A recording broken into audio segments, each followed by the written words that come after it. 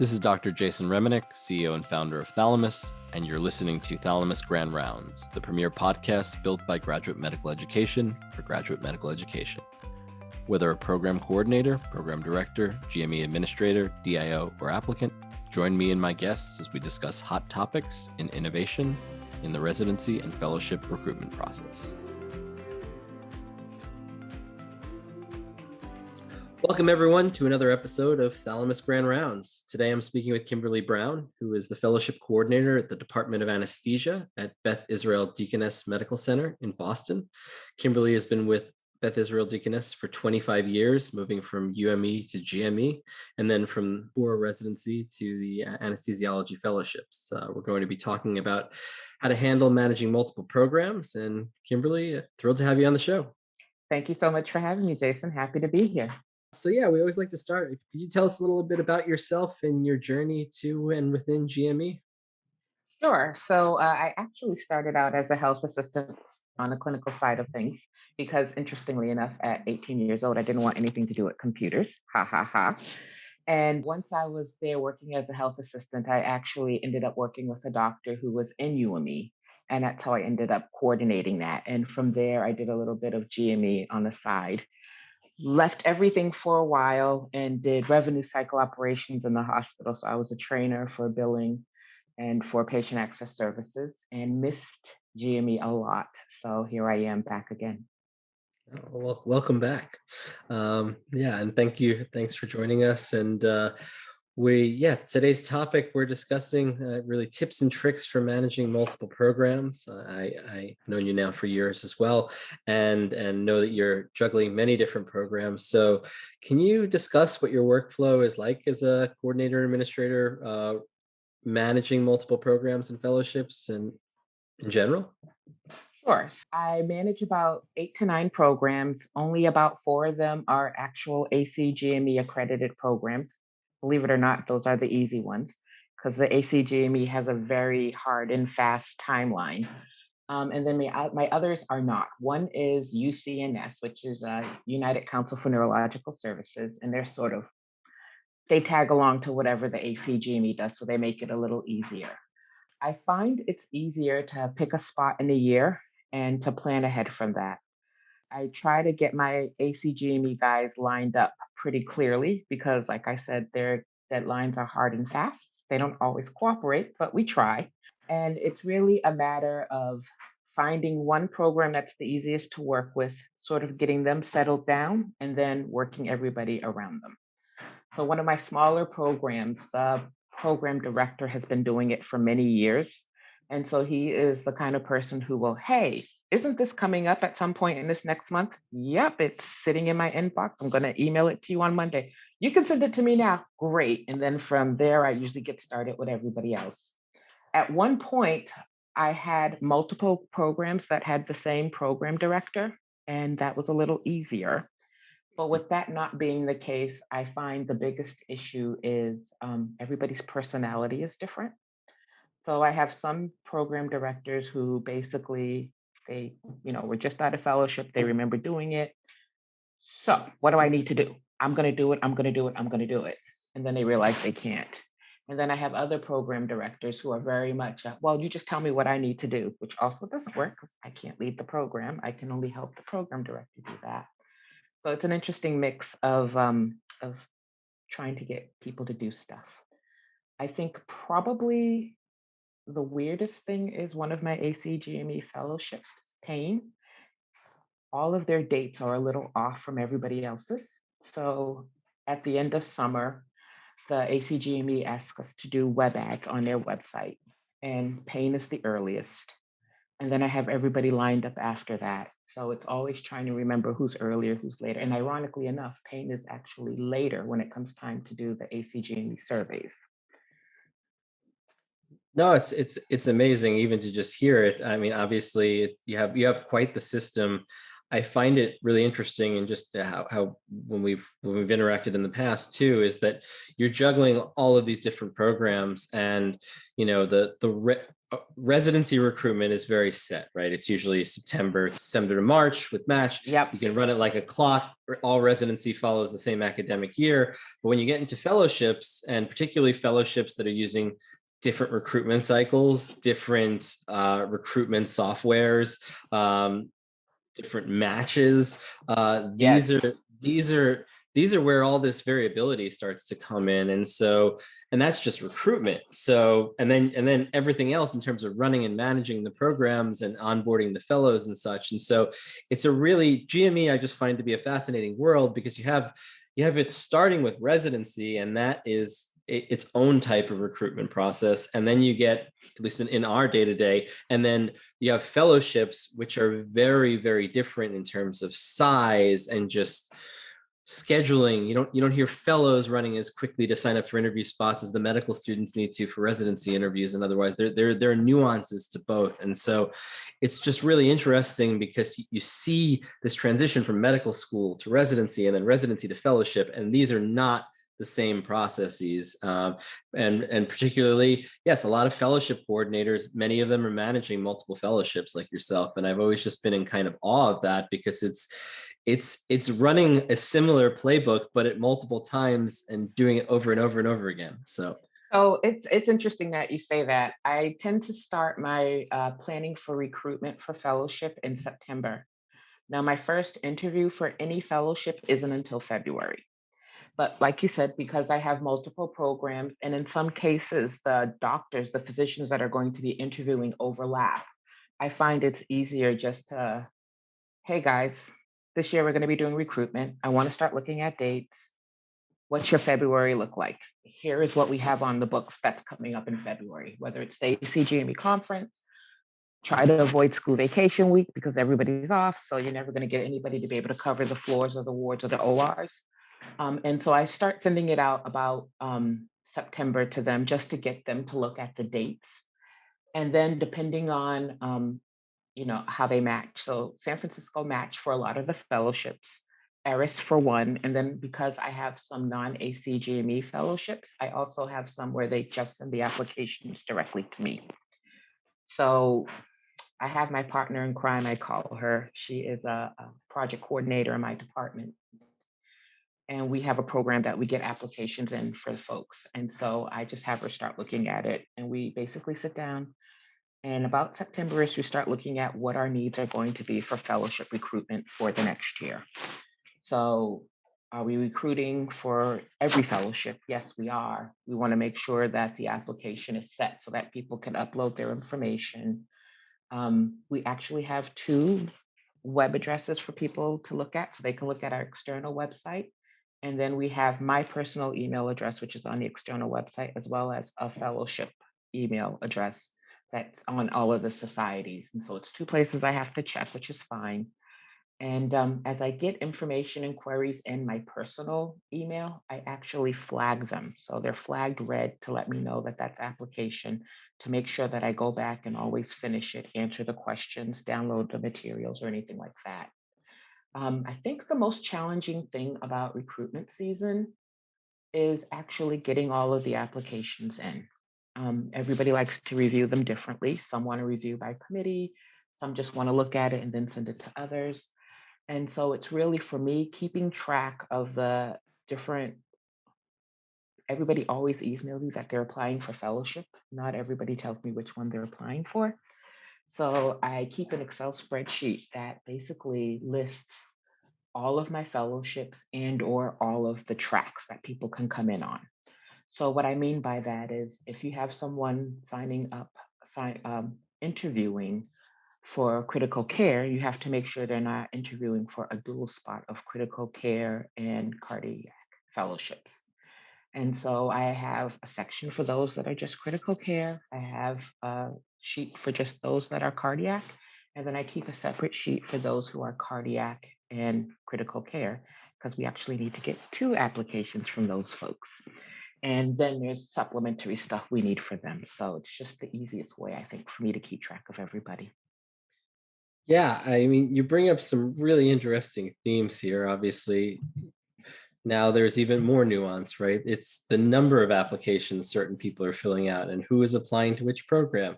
And maybe some of our candidates are applying to multiple programs or not. And just organizing all of this. And so, yeah, I think to me, it's interesting because you see all these different fields of medicine that are in the same specialty. Like they are Hmm. all falling under anesthesia. Of course, as we all know, in medicine, you have very different personality types going through different subspecialties and specialties themselves. And anesthesia tends to attract, a certain person versus pathology versus emergency medicine versus family medicine, and they all have versus surgery, and they all have very different personality archetypes. But then you get to anesthesia, and then yes, you can subdivide that, and pain is very different than cardiothoracic and critical care, which is different than OB, which is different than peds anesthesia Regional. and Hmm. regional. And so yeah, do you have varying approaches aside from just even recruiting your fellows, but just working with the faculty from so many different types of subspecialties and the various personalities that result is that? I do actually. So pain is mostly ambulatory. And because they're ambulatory, they're actually off site. And I find that it's easier for me to go down there and to look them in the eye and be like, what can I do for you? Pain also requires a little more level of detail when scheduling because it is all ambulatory. And so I'm not with them all the time, but I try to make sure that their scheduling is front and center. They Mm. are not one of those specialties that I can just schedule for the year and be done with it. So, with adult cardiothoracic, for instance, you do them in month blocks. Once you put the schedule together, really the only thing you have to worry about is lectures and then make sure all of their paperwork is done for their external rotations. Critical care is a little different because critical care is their rotations are in 2-week blocks. So you book them and occasionally that changes. And I actually do the call schedule for the residents and for the fellows. So it's the organization with that, putting it together, getting it to the right people. Um, OB is, again, one of those specialties where they're sort of off in their little world. They know what they need to do. And I don't hear from them unless they need something from me, which is sometimes a relief. Other times I'm like, hey, just checking in. Are you guys okay? Do you need anything from me? Can I help you out? Um, but I would say probably the ambulatory specialty because it's off-site and it's really a completely different mindset than all of the other specialties. Cardiac, critical care, OB, regional, those are all really inpatient services. So there's a level of detail you don't have to worry about because they're all inpatient. Once you start adding outpatient and then pediatric, and then, it just gets a lot more complicated. No, And I for actually sure. do, yeah, I actually do the pain schedule a year in advance. And you know how it is with outpatient. This doctor's sick this week, this one isn't. Everything changes all the time. Yeah, and it's fascinating. And then of course, right, like now there's a pandemic too, which of course has changed a lot of the ways we do everything. And so you're not only adjusting for one program, you're adjusting for 9 programs. So Yeah, it was interesting. So at the start of the pandemic, I had finished my interviewing for critical care, and I was 1 week into interviewing for adult cardiothoracic. And that Friday, the hospital sent this lovely little notice that said no external visitors. And I, of course, emailed everybody in the world, GME, my folks, does this include interviewees coming in for interviews? Because I have a bunch of folks coming on Wednesday, and one of them is actually coming from Australia. So I sort of need to know today.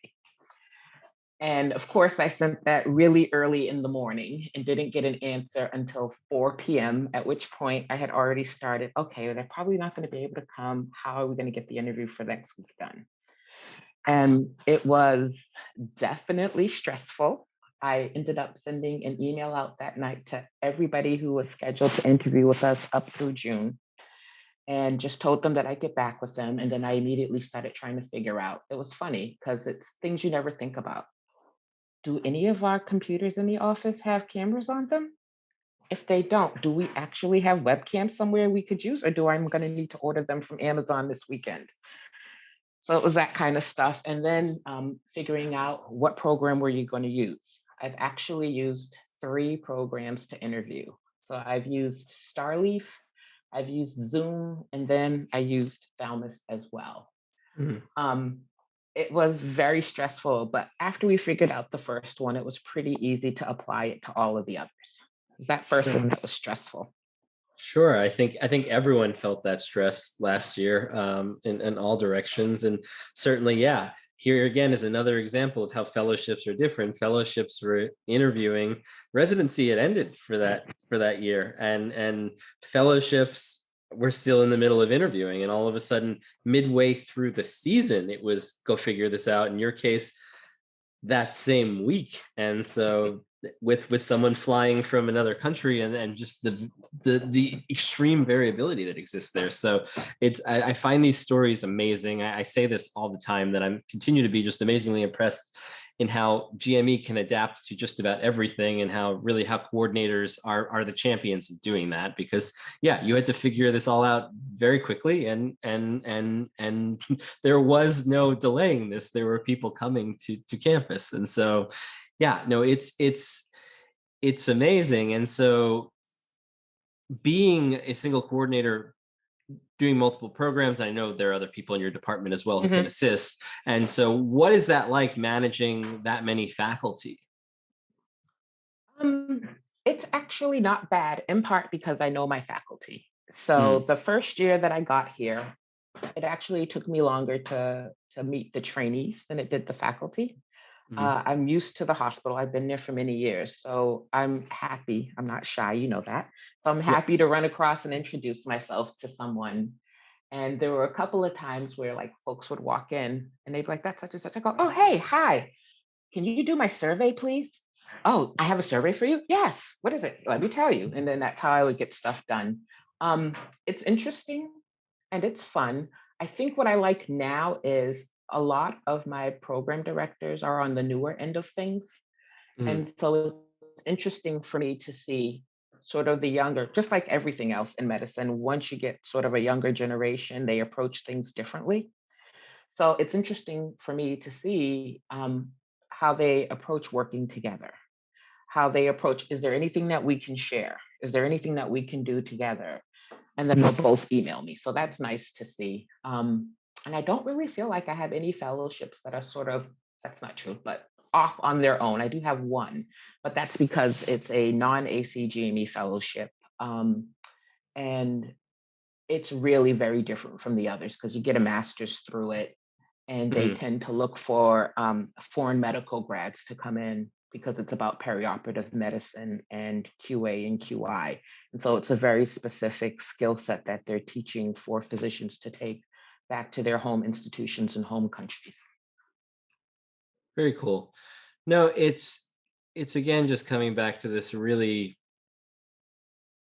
um, I want to say diversity and just nuance and just breadth of what exists in graduate medical education, not only in the specialties that you're helping to coordinate and manage, but also the personalities, but now also the experience level of various program directors versus very well Mhm. established program directors versus brand new program directors.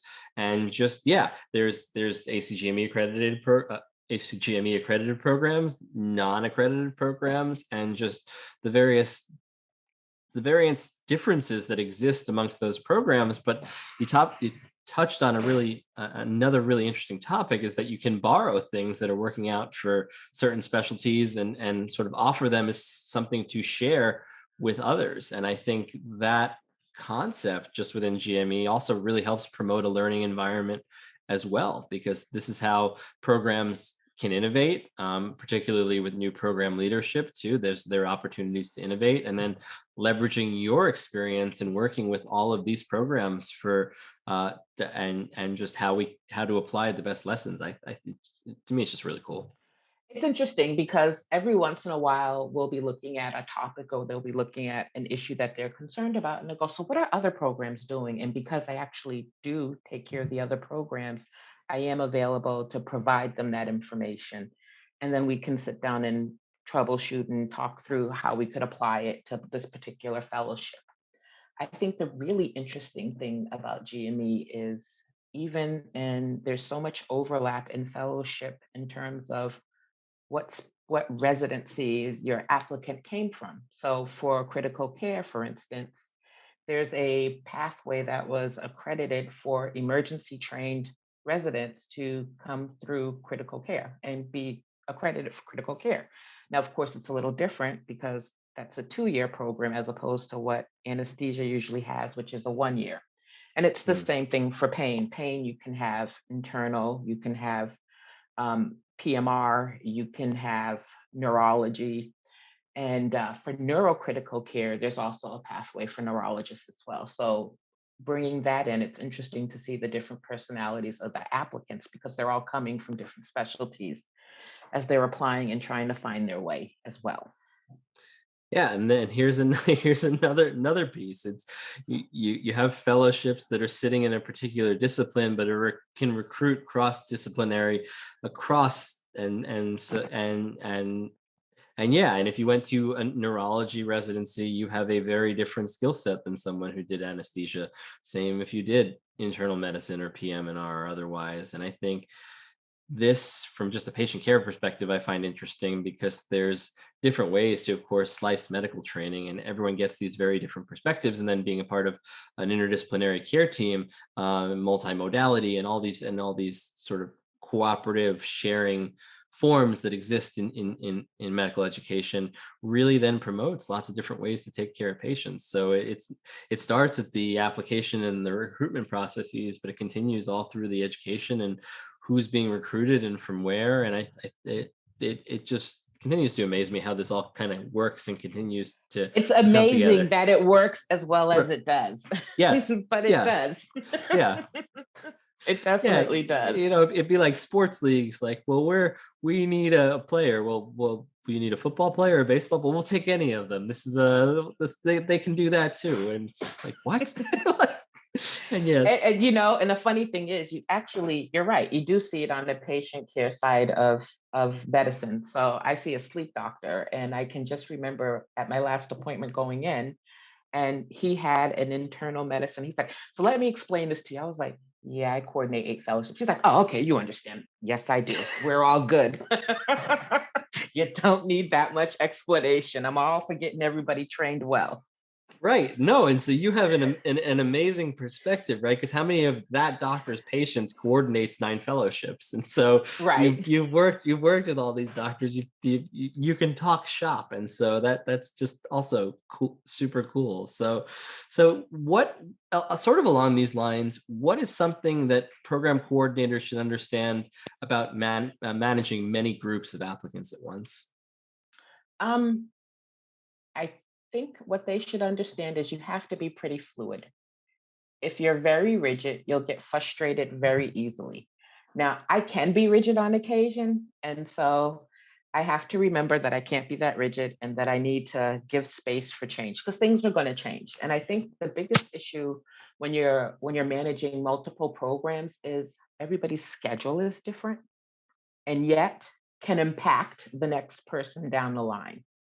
So if you understand that, so I tend to get up and work early, but I know that there are going to be days, my critical care doctors, all of their stuff happens in the morning. That's when they're doing rounds, that's when they're hitting all of the different units.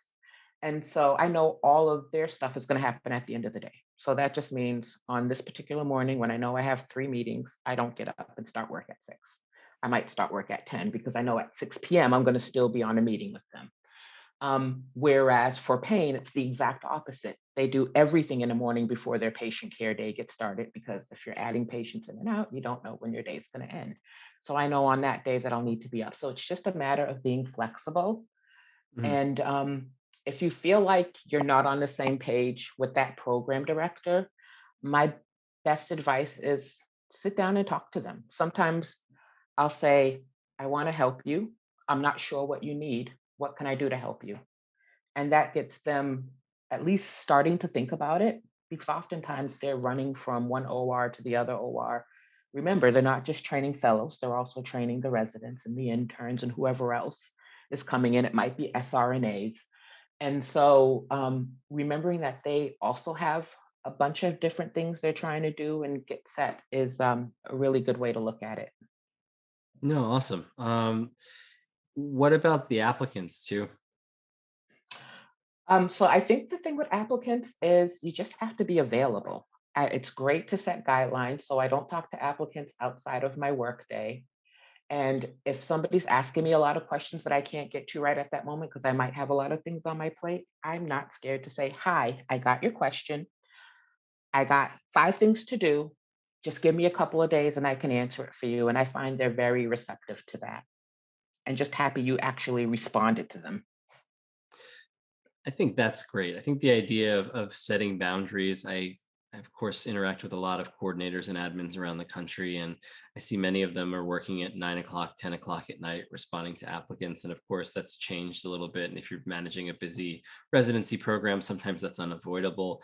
But just the idea of just setting these times where this is when I'm going to answer tickets or answer emails and get back to people. I think it's just really important for the well-being and wellness of a coordinator in going through this process, because we both know you can always create and find work in GME. It's never like, I didn't oh, I say I was finished it. always good at it. I Yeah. just said I'm working on it. That Sure. literally, Right. this is my sleep doctor. Yeah. Can you take the iPad out of your bedroom at night and put it in your office? Yeah. I can try. But Yeah. that's exactly what we were talking about. I struggle with it myself. I was answering emails as quickly as I could, and that just results in more emails. So there are ways to manage things, and you end up just creating more time for yourself. Yeah, I recently took my phone and moved all of the social media apps to as far away as you could get to them, because I would find myself just pushing buttons and I wouldn't even know why I was looking at particular pages. And small changes like that can have really just big impacts on your workday. I took my work notifications off my email on my iPad. So I don't see the little red number getting bigger. I don't feel Right. like I have to answer it right away. Right. Yeah, because those notifications just keep popping up, and they grab your attention. And so, yeah, it's that's one of the things I've been doing during the pandemic to try and adjust the way I work. And one question we love to ask, kind of as a wrap up question here, is have you adopted any new hobbies during the pandemic? I have not adopted any new hobbies. I'm getting back to some old ones. Well, that's not true. I did get an Oculus Quest 2. Oh, So nice. I'm Yeah. feeling Beat Saber. I'm All right. doing a lot of Beat Saber and Synth Riders. I just downloaded the Lady Gaga music pack. So I've been all into that. Awesome. But I'm also going back to sewing. So I've been redoing my sewing room. I renovated my sewing room. Oh, awesome. That's old hobbies are great too. They are. What have you been sewing recently? I said I'm renovating my room. I Oh, literally sorry. have three boxes of fabric left to fold. I've been folding fabric since September. I'm down to 3 boxes though, but I do have a pattern, and I have 2 patterns actually I'm doing. So the first one is a winter coat, which I've had the outer fabric for, and I finally just got the lining fabric for it. The second is I'm gonna make my own mannequin. There's a company where you can sew your own so that it's your body type. You send them your measurements. So I'm Wow. working on that, yeah. And then I'm going to a Bridgerton ball based on a Netflix series in April with my sister. So I'm also making a Regency gown. Oh my gosh. You're not messing you're Lots not of messing stuff. you're not messing around. There are It's some people winter. who, That's when you sew. well, that's true. Winters in Boston are not messing around either. So but that's awesome. That's I think the best answer we've had on this question so far, or at least.